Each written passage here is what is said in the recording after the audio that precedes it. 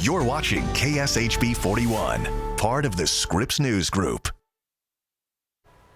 Welcome back. Below freezing temps, snow-covered roads, as you see here live from the storm tracker on Southwest Boulevard. It's officially winter here in Kansas City, if you guys didn't notice. Many schools, businesses, and organizations are reacting to that, and we're tracking all delays and closures for tomorrow. Updated information is going to be at the bottom of your screen and on our website and all digital platforms. Fernanda Silva covers Liberty and has been in that area all day. Faye, we just spoke with you a couple of minutes ago. I know you're pretty cold out there. It appears snow has a way, though, of bringing a lot of people in that community together. Yeah, Lisa, you're absolutely right. So I heard about Philip Grace on Facebook, and he worked his full-time job today. But after work, instead of going home to his kids, to his family, he decided to help people he doesn't even know. And we're amplifying his voice today and also showing why he's the reason that driveway is clean tonight.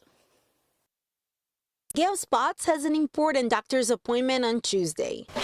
She was afraid she wouldn't be able to go because the snow had covered her driveway. If the sun was out, I'd probably get out there and try to shovel, but I would, hurt the next day. Her hope came from someone she doesn't even know. With me being in a wheelchair and I saw him out shoveling my driveway, I just wanted to come out and say thank you so much. Her helper is Philip Grace. Thank you very much. Yeah, no problem. Very, very much. Yeah, Can I hug you? Nice to meet you. Meet you. He never meets most of the people he helps. You're just an angel that flies in, does good, and then flies away. Gail's daughter asked for his help. She learned about him on Facebook. She's been dealing with a lot, so just knowing this is just done, it will be a relief for her. I like this one right here. It never hurts to just offer a helping hand. Just happy to help. Gives me faith in humanity. Philip hopes other people will do the same. Everyone almost has a neighbor, so if everyone can just help their neighbor, then we should all be able to figure everything out and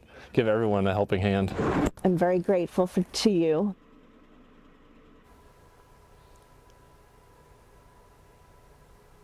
He helped 13 families tonight and hopes other people will do the same. Live in Liberty, Fernanda Silva, KSHB 41 News.